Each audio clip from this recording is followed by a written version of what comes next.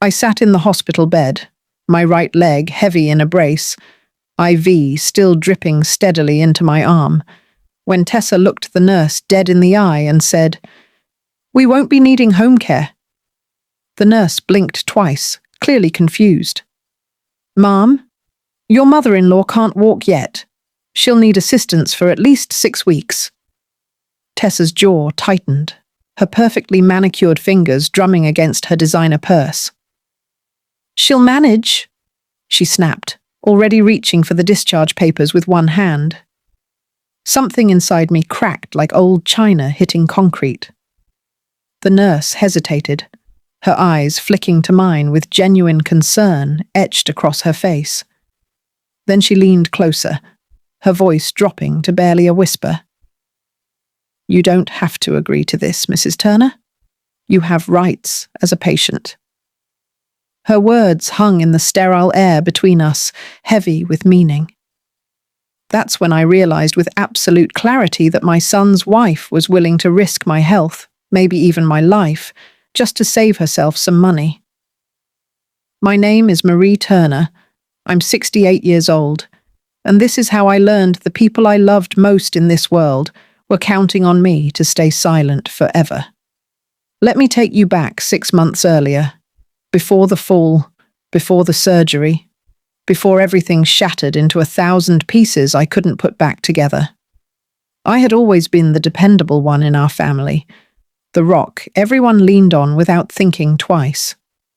Every Sunday, I cooked pot roast dinners that filled Daniel's house with warmth and laughter.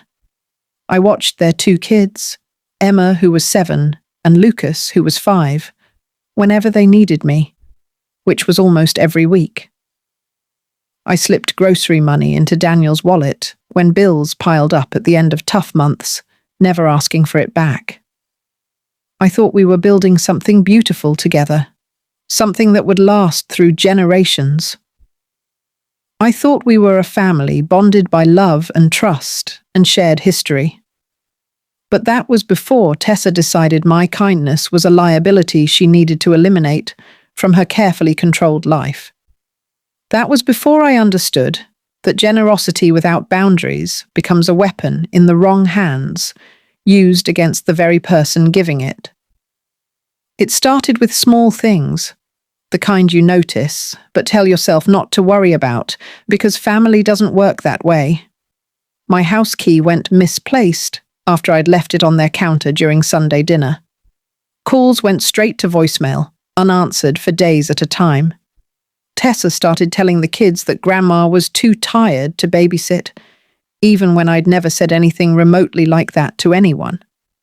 Birthday invitations arrived late or not at all, always with some excuse about the mail. I knew what she was doing, even if I didn't want to admit it to myself. She was slowly pushing me out, erasing me from their daily lives like pencil marks on paper. Daniel didn't notice, or maybe he didn't want to see what was happening right in front of him every single day.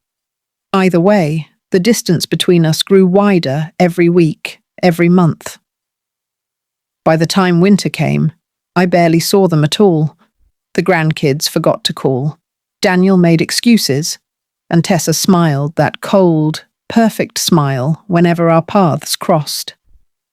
The night of the accident replays in my mind like a scratched record, over and over. A slick kitchen floor, my foot sliding out from under me, the world tilting sideways in slow motion. Then the crack, sharp and terrible, as my hip shattered against the tile floor. Pain so fierce I couldn't breathe, couldn't scream, could only gasp like a fish drowning in air. When I woke in the hospital, fluorescent lights burning my eyes, Tessa's voice was the first I heard cutting through the fog. Not concern, not worry, but pure irritation. "This is going to ruin our summer plans," she muttered to Daniel in the hallway, her voice carrying through the partially open door. Not once did she ask how I felt. Not once did she hold my hand or touch my shoulder. The morphine couldn't dull the sharper pain of knowing I was just an inconvenience to her now. a problem to be solved as quickly and cheaply as possible. I closed my eyes and pretended to sleep while she complained about vacation deposits and cancelled flights. I overheard Tessa arguing with Daniel outside my hospital room the next morning, their voices filtering through the thin door. Their voices filtered through the thin door like smoke seeping under a crack. Physical therapy is expensive, Dan. She's not dying. She can do exercises at home with a printout or something from the internet. Daniel's response was softer, harder to catch. But Mom needs help. The doctor said her recovery depends on proper care and supervision. Tessa cut him off sharply. The doctor gets paid to recommend everything. We're not made of money. Your mother has savings. Let her use those instead of draining us.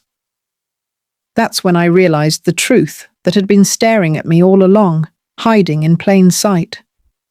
My recovery wasn't about my health or my pain or my future mobility. It was a budget line to her, a number to be minimized and controlled. I was an expense she wanted to eliminate as quickly as possible, regardless of what that meant for my body. I lay there, staring at the ceiling tiles, counting them over and over, trying not to cry. The case manager, Lila, visited the next morning with a clipboard and kind eyes that reminded me of my sister. She wore navy scrubs and spoke in a calm, professional voice that made me feel safe for the first time in days. She quietly explained my options, how home care could be covered by insurance if I signed the forms myself, how therapy could happen in my own space with trained professionals. I started to reach for the pen, my hand shaking slightly from the pain medication still in my system. But before my fingers could touch it, Tessa swept into the room like a cold wind, all business and false sweetness. She smiled that perfect plastic smile she used at church functions and dinner parties. "We've already discussed it," she said sweetly, placing her hand over mine with just a bit too much pressure. "She doesn't need all that fancy care. We'll take care of her ourselves at home." Lila's eyes met mine, searching for confirmation I couldn't give, not with Tessa standing right there watching my every move. When Tessa left the room to take a phone call, her heels clicking down the hallway, Lila leaned close to my bed.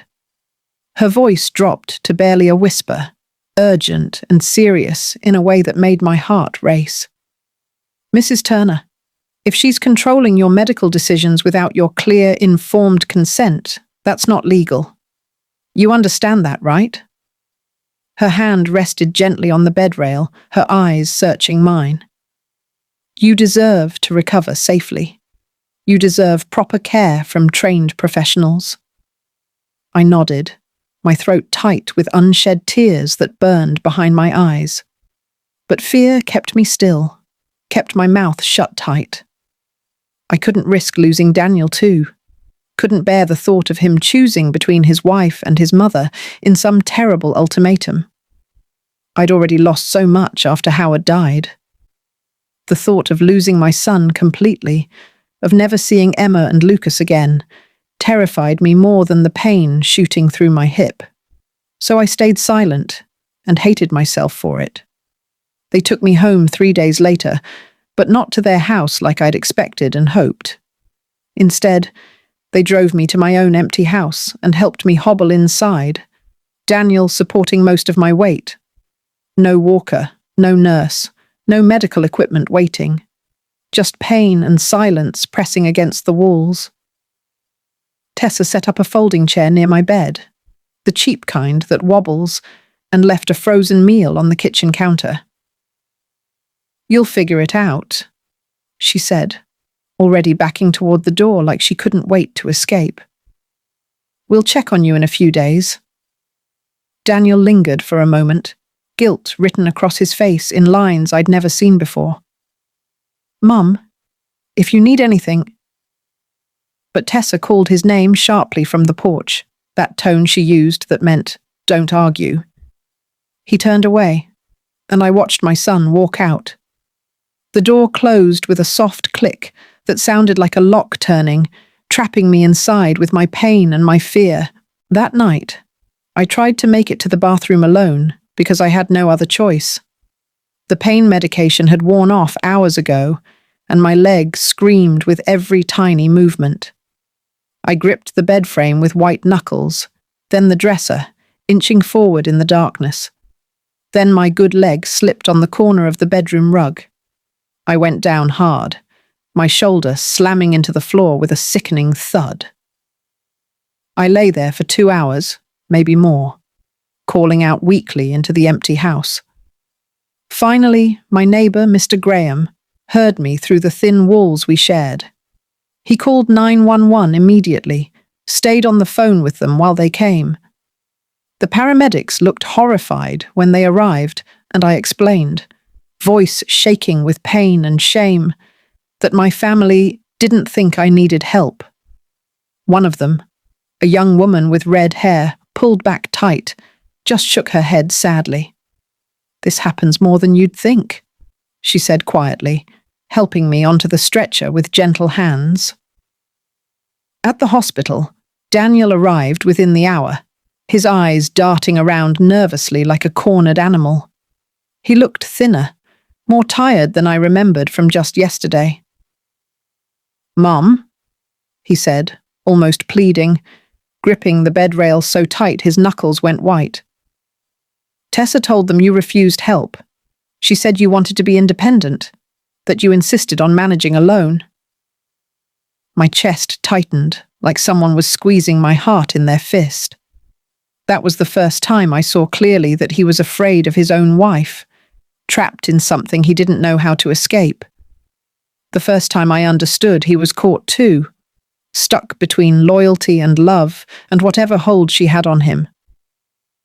"I never refused anything," I said softly, each word careful and deliberate. His face crumbled like wet paper. For a moment, I saw my little boy again, the one who used to climb into my lap during thunderstorms. Then Tessa appeared in the doorway, and his expression hardened into something cold and unrecognizable. Lila came back the next morning, this time with official papers and a witness from hospital administration, a stern-looking woman in glasses. She stood at the foot of my bed, her voice clear and professional, every word measured. "Mrs. Turner, I need to ask you directly, with witnesses present. Do you still refuse home care services?" The room fell silent, except for the beeping monitors. Tessa froze near the window, her coffee cup halfway to her lips. I looked at her, then at Daniel standing behind her, then at Lila's steady, encouraging gaze that told me I could do this. My voice came out stronger than I expected, almost a stranger's voice. "No, I never refused anything. I need help." The words hung in the air like smoke after a fire. A flicker of panic crossed Tessa's face, quick as lightning. "She's confused from the medication," Tessa said quickly, setting down her cup with a sharp click. "She doesn't know what she's saying right now."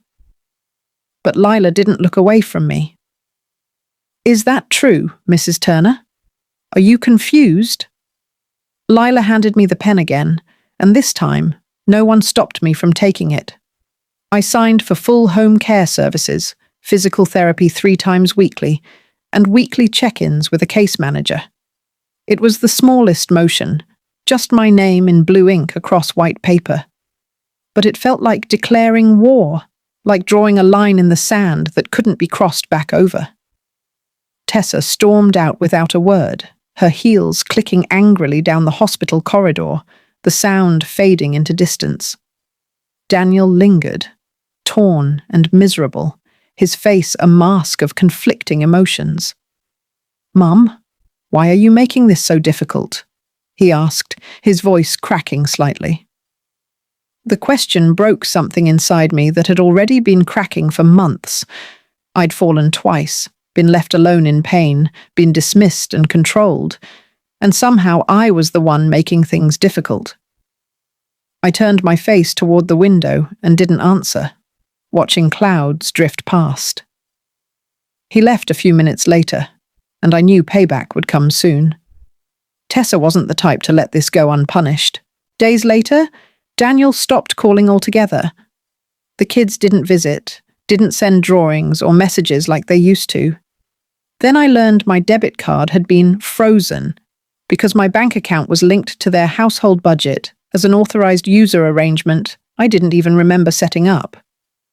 When I called the bank, confused and panicking, they explained that Tessa had flagged unusual activity and requested a temporary hold for my protection. My pension, my savings, everything Howard and I had built, locked away behind red tape.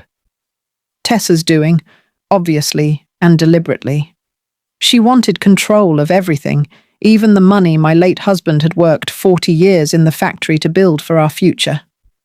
I sat at my kitchen table, staring at the bank statement they'd mailed me, and felt the rage building in my chest like a thunderstorm ready to break.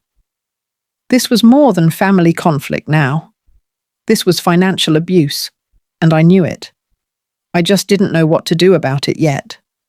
Lila came by the following week with groceries and a concerned expression that told me she knew something was wrong.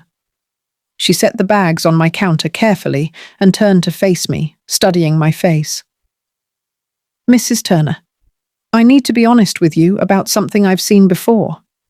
You're not the first elder they've tried to manipulate this way," she said softly, perching on the chair across from me. "But most people don't fight back. Most people stay quiet because they're scared or tired or don't think they have options." She paused, choosing her words carefully, like stepping stones across a river. "You have more power than you think. You just need to know how to use it properly." Her words lit a fire I didn't know I still had, a spark of the woman I used to be before grief and loneliness had worn me down to almost nothing. I thought of my late husband, Howard, and how he'd always told me to stand up for myself, to never let anyone push me around. I hadn't honored that in years. Maybe it was time to start. While sorting through old mail that had piled up during my hospital stay, I found a letter from Howard's pension office, still sealed and unopened among the junk mail. My hands shook as I tore it open, somehow knowing it would be important. The letter listed changes to my account beneficiaries and authorized users that I didn't recognize. Daniel and Tessa had been added as my financial proxies 6 months ago, right around the time Tessa started pushing me away from the family. My signature was at the bottom of the attached form, but I had no memory of signing it at all. The handwriting looked close to mine, but the pressure was different, the loops too perfect and controlled.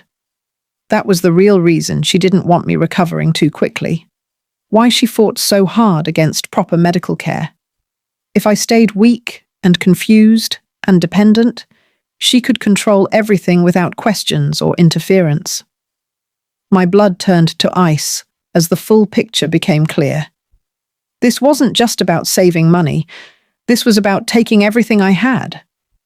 I called Daniel and told him what I'd found, my voice shaking with anger I couldn't hide. He stammered, his voice high and nervous, like when he was a teenager caught lying about where he'd been. "Tessa said it was temporary, Mum. She just wanted to help with your bills after Dad died 2 years ago. You were so overwhelmed with everything, remember?" I did remember being overwhelmed, drowning in grief and paperwork and decisions I didn't want to make alone. But I never would have signed over that kind of control, not in a million years.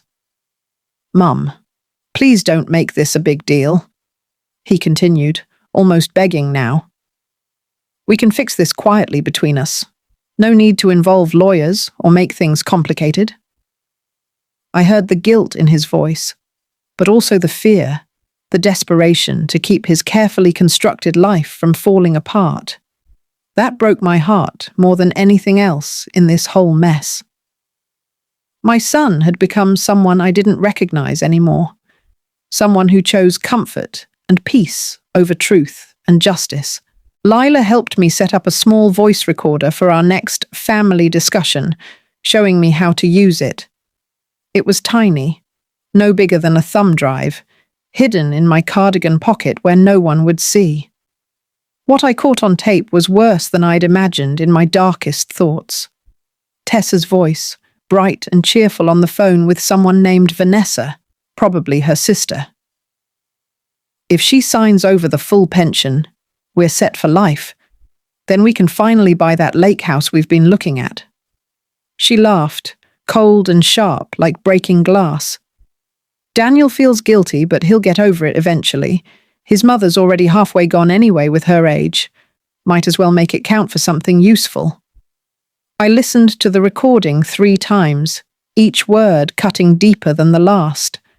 My hands trembled as I saved the file, backed it up to the cloud, sent it to Lila's secure email. Evidence. Finally, I had concrete evidence that couldn't be explained away or dismissed as confusion. We compiled everything over the next 2 weeks, building a case piece by piece. The recordings, the hospital reports documenting my falls and the neglect I'd suffered, the pension letters with the suspicious signature that didn't match my other documents. Lila called in an elder care lawyer she trusted, a sharp woman named Patricia Knox, who specialized in financial abuse cases and had a reputation for winning. Patricia sat in my living room, reading through the documents with a grim expression that grew darker with each page. "You have a strong case, Marie," she said finally, looking up at me over her reading glasses. "You've been financially abused, and there's clear evidence of medical neglect. This isn't just family drama or a misunderstanding. This is criminal." The word hung heavy in the air between us. Criminal. My daughter-in-law was a criminal. My son was complicit in her crimes. The family I'd loved and protected and sacrificed for had become predators circling their prey. Me. The official complaint went out on a Tuesday morning in March. By Tuesday afternoon, Daniel called me, his voice shaking with fury I'd never heard before. "How could you do this to us?" he screamed into the phone, not even saying hello first. "Do you know what this could do to my career? To Tessa's reputation? To the kids' lives at school?" I sat in my chair, the phone pressed to my ear, and felt strangely calm despite everything. "You did this to me," I said quietly but firmly. "Every choice that led here was yours and Tessa's. I'm just protecting myself now." Silence stretched between us like an ocean. Then, for the first time in months, he hung up without defending her, without making excuses or explaining her behavior away. That small absence of words told me more than anything he could have said out loud. Some part of him knew the truth deep down. He just wasn't ready to face it yet, maybe never would be. Tessa launched her counterattack within days, moving fast and vicious. She told everyone who would listen that I was senile, paranoid, making up stories for attention because I was lonely. Neighbors started looking at me differently at the mailbox, at the grocery store, whispering when they thought I couldn't hear. Some crossed the street to avoid me altogether. Mrs. Patterson, who I'd known for 15 years and shared recipes with, actually said, "You should be ashamed, causing trouble for your own family like this." It stung worse than I expected, like salt in an open wound. But the investigation continued, moving forward like a slow, unstoppable train. And I had truth on my side, documented and recorded, and impossible to deny. Patricia told me to stay quiet, let the evidence speak for itself, don't engage with the gossip. So I did. I held my head high and waited for justice to catch up to the lies. Some days were harder than others, but I kept going. The day of the hearing arrived cold and grey, matching my mood perfectly. The hearing room was smaller than I expected, wood-panelled and formal with uncomfortable chairs. Tessa sat stiffly in her blazer, navy blue and pressed perfectly without a wrinkle. Daniel sat pale and silent beside her, staring at his hands folded in his lap. The investigator, a middle-aged man with tired eyes and a patient voice, played the recordings. Tessa's voice filled the room, bright and cheerful, talking about the pension and the lake house, and how I was already halfway gone anyway. Her smirk vanished as the words played back to the room full of officials. The room went silent, except for the recording. Even Daniel couldn't look at me anymore. Patricia squeezed my hand under the table, steady and reassuring. I felt no triumph, only a deep, bone-tired sadness that reached into my soul. This was my family, and it had come to this horrible moment. This was what love had become. The findings came back within a week, official and final. Clear determination, elder financial coercion, medical neglect, and falsified consent forms. Tessa lost immediate access to my accounts, all permissions revoked. Daniel was warned by his employer after word spread fast in their small town, where everyone knew everyone. Financial crimes have a way of traveling through communities like wildfire, destroying reputations. Patricia helped me file for full financial independence and restraining orders if they became necessary for my safety. The pension office reversed the proxy authorizations immediately. Everything went back under my control alone. My bank account unlocked, my cards reactivated. It felt like breathing again after being underwater too long, drowning slowly. But the cost was enormous. My son, my grandchildren, the family I'd built my entire life around, all gone. Victory tasted like ash in my mouth. I'd won the case, but lost everything that mattered. Some nights I wondered if it was worth it. Most nights I knew it was. Their marriage cracked under the pressure like ice in spring. I heard through Mr. Graham, who heard from his daughter, who worked at the grocery store where Tessa shopped. Daniel moved out within a month, took an apartment across town near his office. The kids stayed with Tessa during the week, Daniel on weekends under a temporary arrangement. Tessa's company found out about the investigation after someone filed an anonymous ethics complaint with Human Resources. She was placed on administrative leave, pending their own internal review of her character. For someone who measured life in control and image, who curated every social media post and dinner party and public appearance, this was the worst punishment imaginable. Her perfect life dismantled piece by piece in public view. I should have felt satisfied, vindicated even. Instead, I just felt tired and old and alone in my empty house. Winning felt hollow when there was no one left to share it with. With Lila's help and Patricia's legal guidance, I bought a small cottage near the lake, 20 miles from town, where people didn't know my story.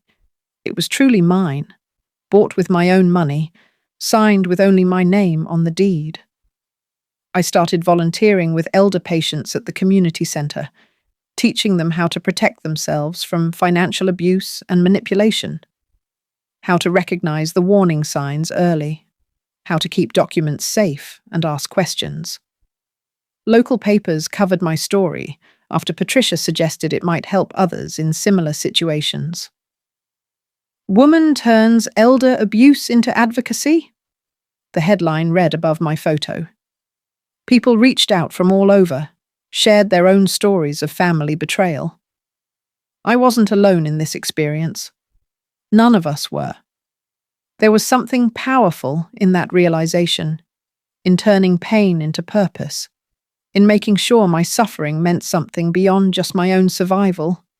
Maybe that was the real point all along, helping others avoid the same trap. Months later, I saw Tessa in the grocery store on a Thursday afternoon. She looked different, thinner, paler, without the polish she used to wear like armor against the world. She saw me standing near the produce section and froze, her cart stopping abruptly. I could see her calculating whether to run or stay, her eyes darting toward the exits. Our eyes met across the bright rows of apples and oranges. I simply said, "I forgive you, but I'll never forget what you did."